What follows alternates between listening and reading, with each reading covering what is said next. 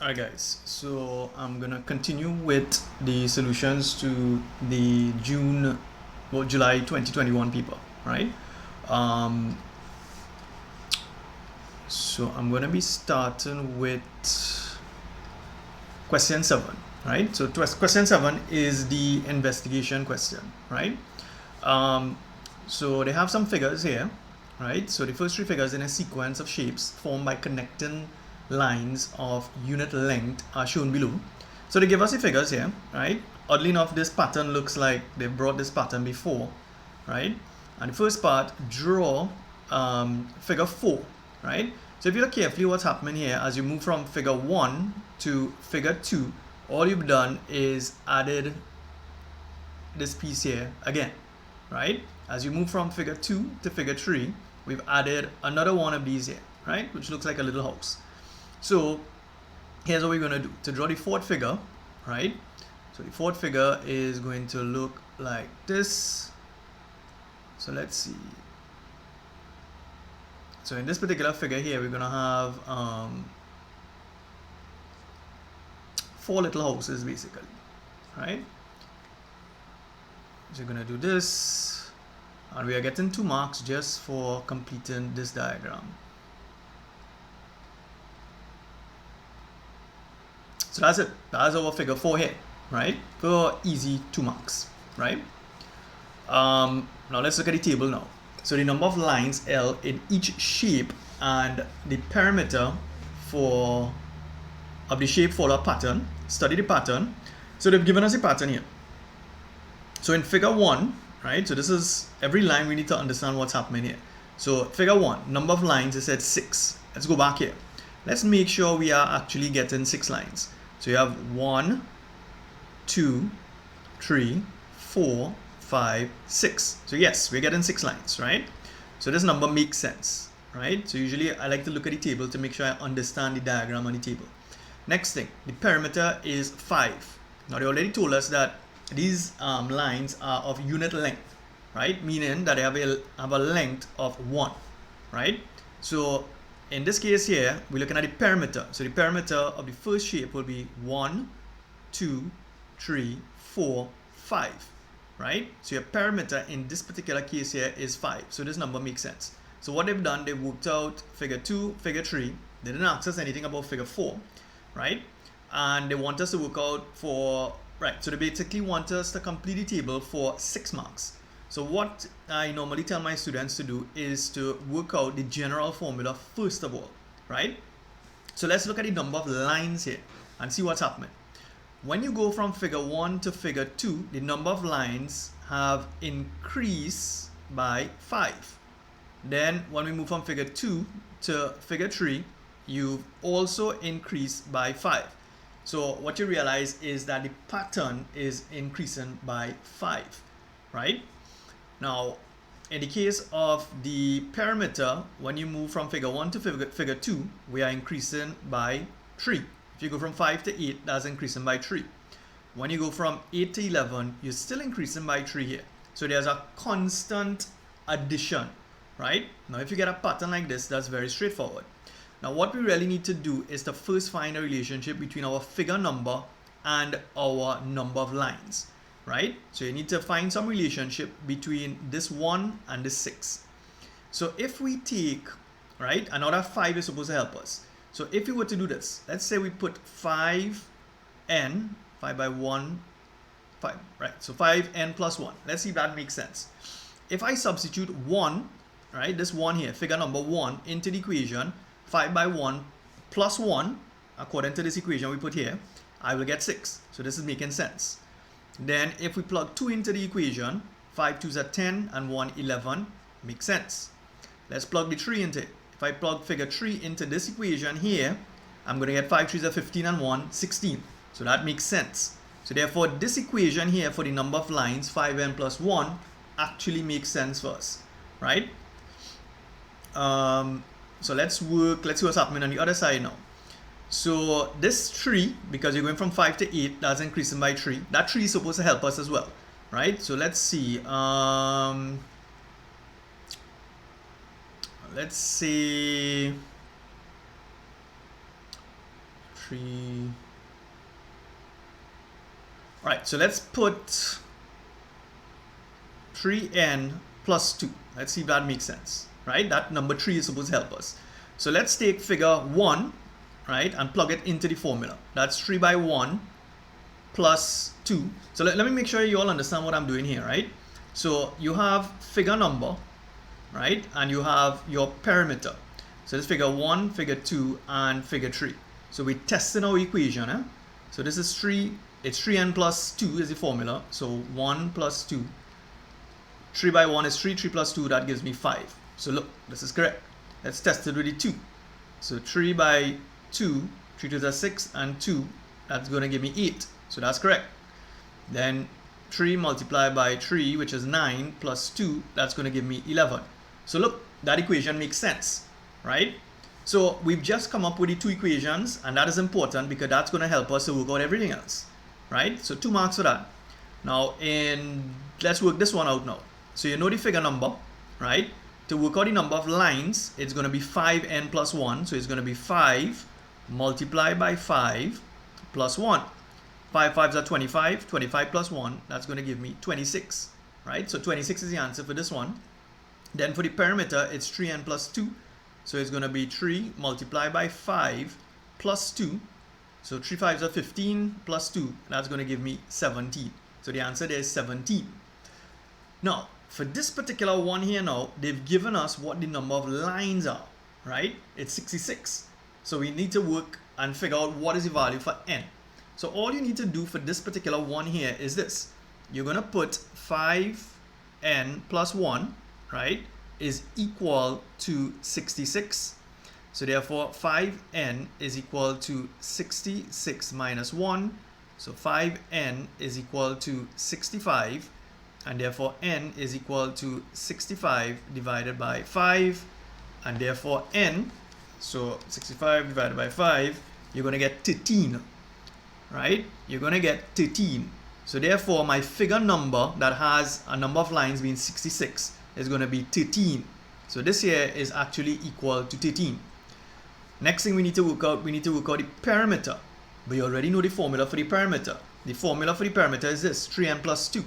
So that's going to be 3 multiplied by 13 plus 2, right? So that's going to be 3 multiplied by 13 is 39 plus 2, and you're going to get 41.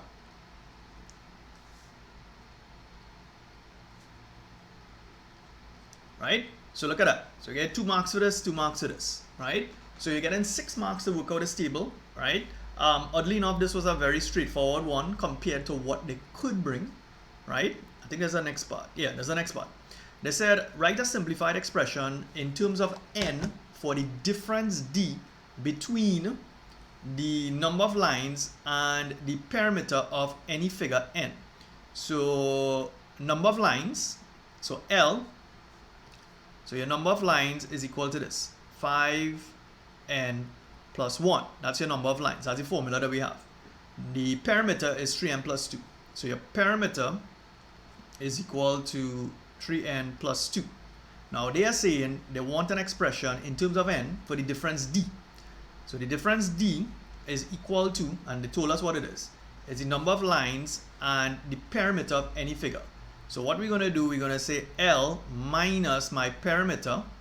So L in this case is 5n plus 1, subtract. Now we need to put all of this here in brackets. 3n plus 2. So this becomes 5n plus 1. This will be minus 3n, right? And this is going to be minus 2 here. So when I simplify this, it's going to be 5n minus 3n is going to give me 2n. And then 1 minus 2 is going to give me minus 1. So therefore, the simplified expression in terms of n, right? So this here is in terms of n, 2n minus 1. That's the difference between the number of lines and the perimeter. All right? So that's it for question 7.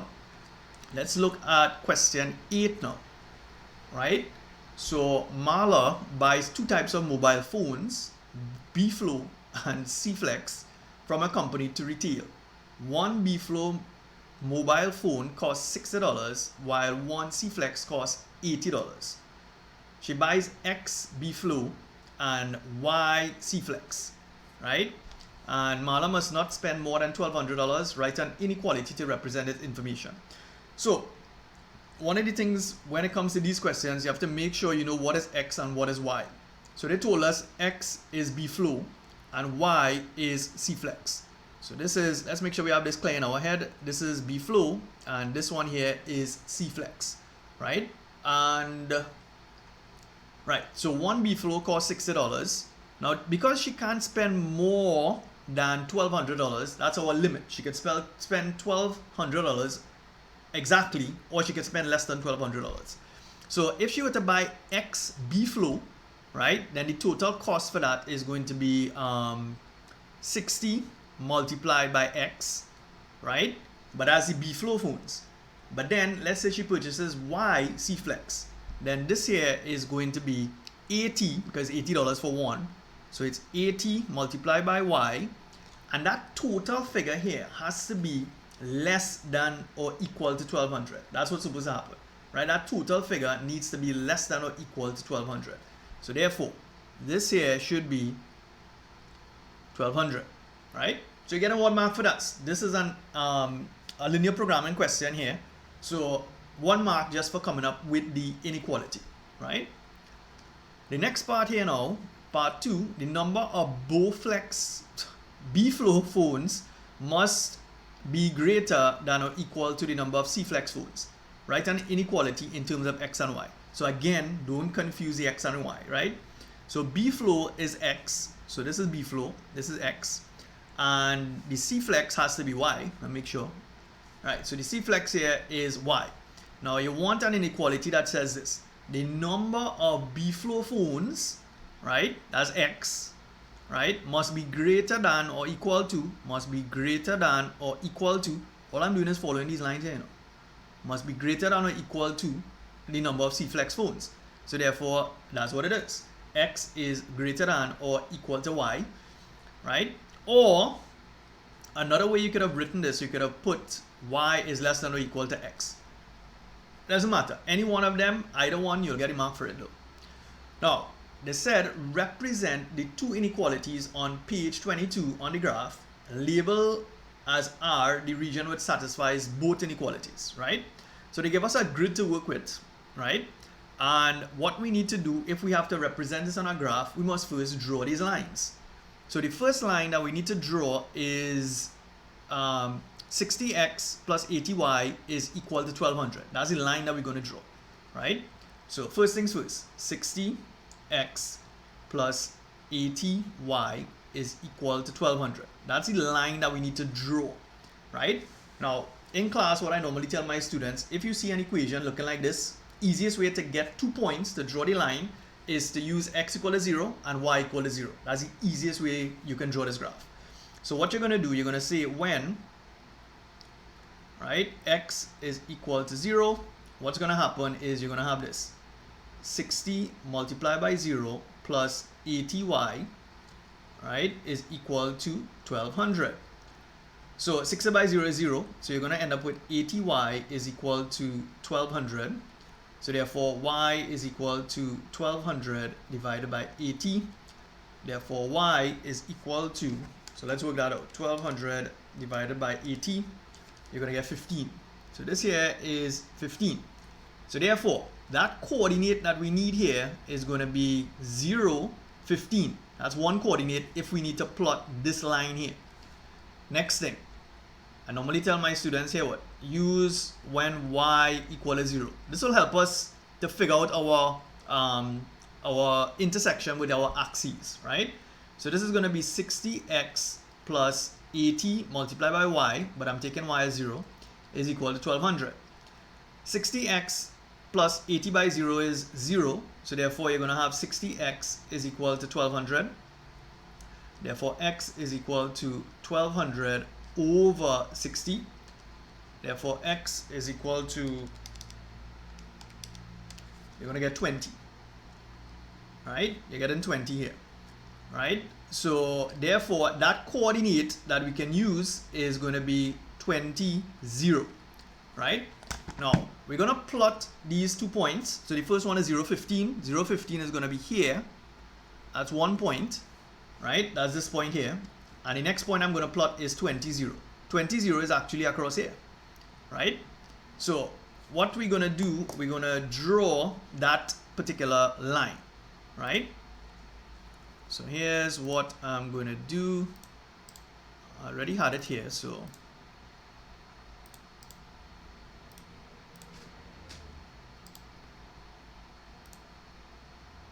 right? So that's my line. That's my line, 60x plus 80y. That's what you need to draw, right? Now, the next line that we need to draw is the line, because I said the other inequality is this. X is greater than or equal to y, or y is less than or equal to 0. So therefore, the line that we need to draw is the line y is equal to x. Now, it's very easy to draw the line y equal to x. Any value of x we choose, let's say we choose 0, the y value has to be 0. If I choose 10, the y value has to be 0. So we can use those 2 points, 0, 0 and 10, 10 if we want.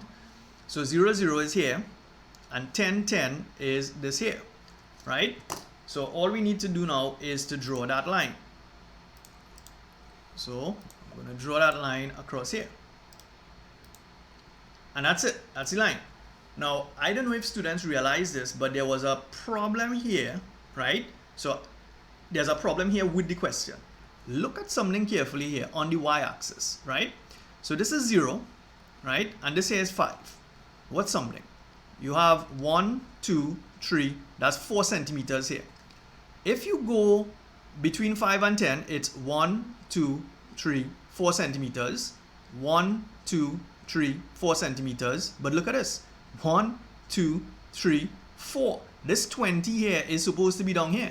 Not, this is wrong, right? So if a student, so let's say a student chose the point 20, 20.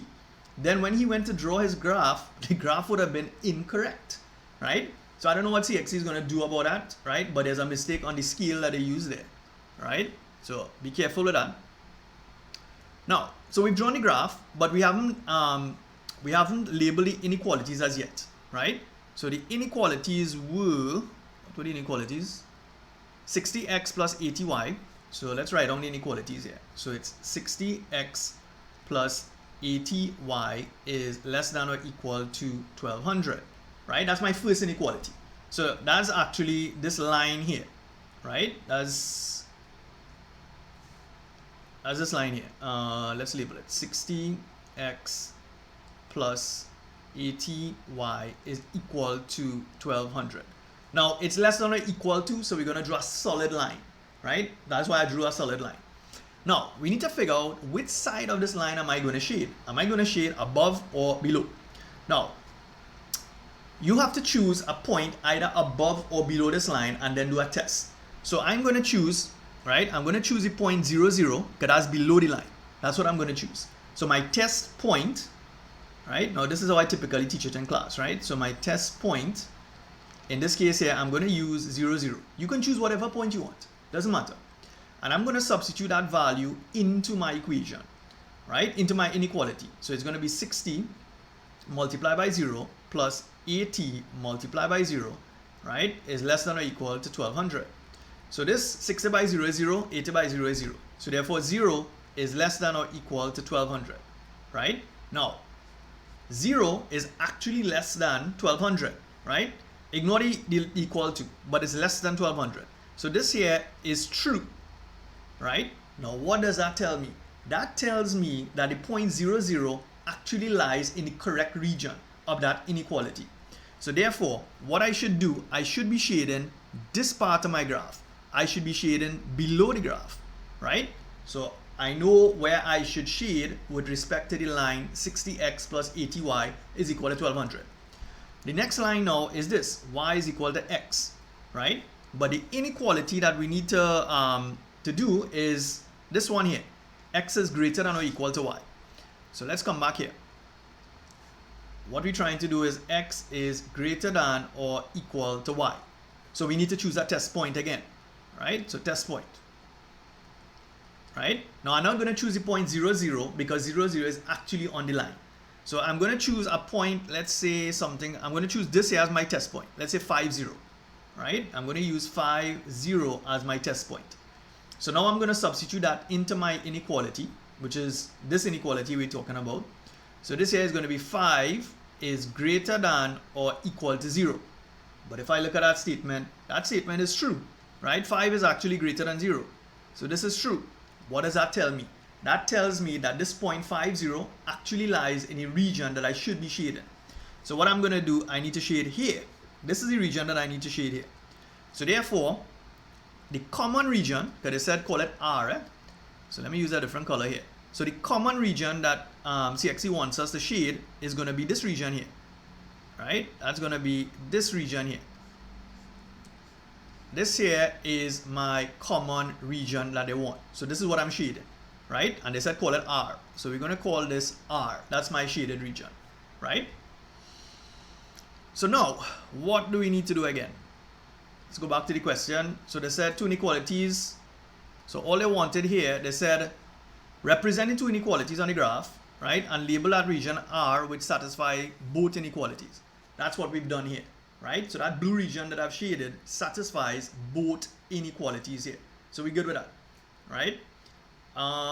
What else do we want here now? So the total number of mobile phones is represented by X plus Y, right? What is the largest possible value of X plus Y? So we have X plus Y here, right? That's what we have. And we want to see what is the largest value I can get for X plus Y. Now, when you're doing a linear programming question, right, there are certain, when we shade the common region, right, what we do, we look at the vertices, right? We're looking at the vertices to determine what is my maximum or my minimum value. We use linear programming to determine things like our least, how to minimize cost or how to maximize profit. So let's look, this here represents 1 point and this here is 0, 0. This next point here is 20, 0. Now we need to read off this point here, right? Now let's see, we need to read off that coordinate because that's going to help us to determine what is the maximum value of Y. Now, one of the challenges that students would have had here is trying to figure out how are we using the scale. You realize it's 4 centimeters, 1, 2, 3, 4 centimeters represents 5 units. That's the scale that they use here. So if we have a scale like that, it means that every one of these small lines, so this here is going to represent 6. And you go 1, 2, 3, 4. This here is going to represent 7. 1, 2, 3, 4. This is going to represent 8. 1, 2, 3, 4. And this here represents 9. Right? So you need to look at that now and try to read off these values here. Now, if I were to read off the coordinates of this point here, let's see, that is about 8 point. 1 second. As 8.25. 8 point. Wow, that's so hard to read. Right,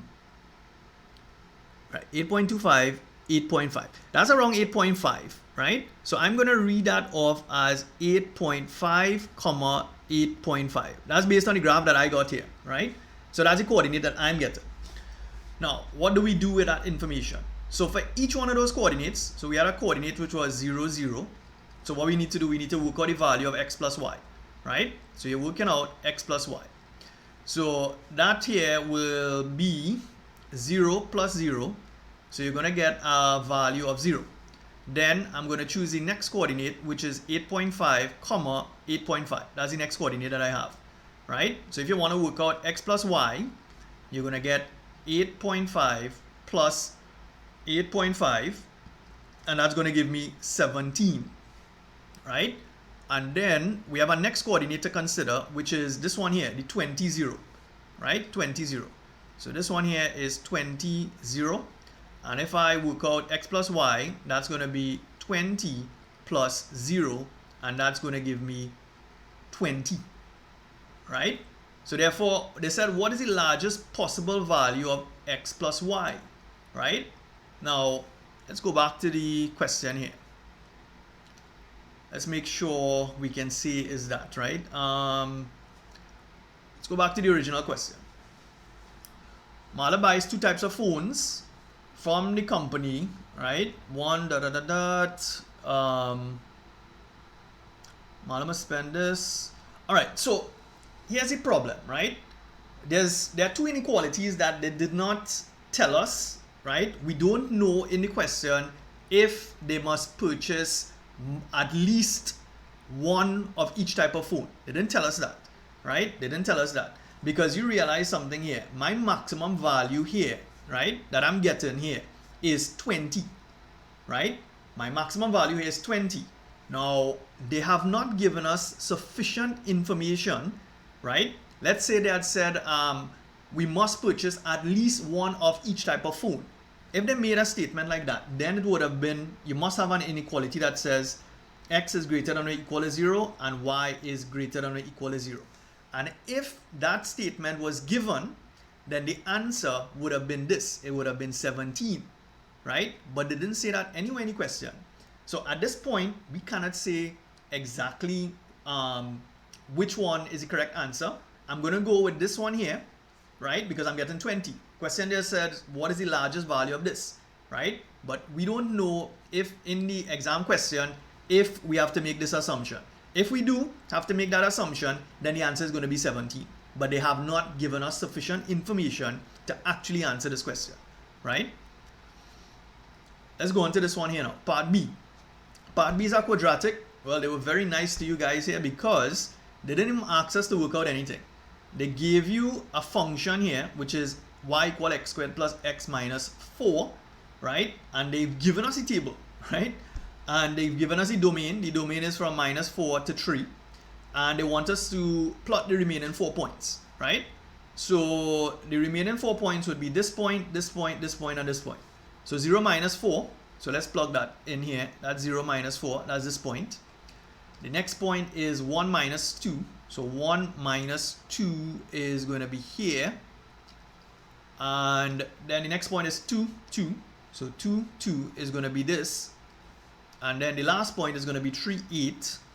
So 3, 8 is going to be this, right? So they want us to draw the graph. So you're going to take your pencil and you're going to draw a nice smooth curve for them, right? It's a little hard for me to do this using my digital pen.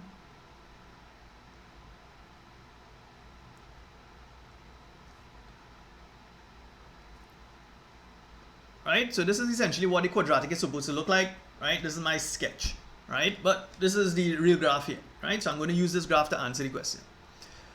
Now, that's the first part here for 3 marks. Then they said write down the maximum or minimum value of this function. Now, if you look at this graph here, this graph has a minimum point, right? And that minimum point is down here as this coordinate here. That's my minimum point, right? If I look at this graph here, that coordinate of that minimum point here is going to be minus 0.5, right? Because you need to be able to read out that coordinate. It's minus 0.5, comma, and this is actually minus about 4.2, minus 4.2. That's my minimum point. So let's make sure we answer what they said. They said write down the max or the minimum value of the function. So we're going to say minimum value of the function.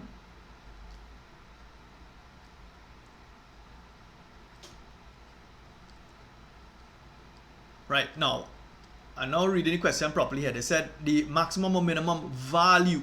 So they don't want the minimum point, they want the value. So from my graph, my minimum value is actually minus 4.2. So that's what you're going to put here. So minimum value of the function is going to be minus 4.2. You're not putting a coordinate for the answer here, right? They ask you for the maximum or the minimum value, right?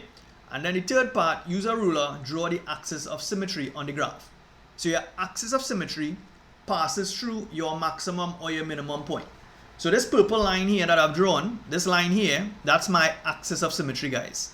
Right? So that's the line that they want you to draw. That's your axis of symmetry. Right? So again, 1 mark just for drawing this line. Right? So that takes care of question 8. Right? So just a reminder, guys, my Form 4 classes are going to start in the first week in August, right? It's not a summer class. It's I'm starting the syllabus from scratch for Form 4s, and we continue into the new term, right? And that is for maths, add maths, chemistry, and physics. All right, guys. So that's it for question 7 and 8.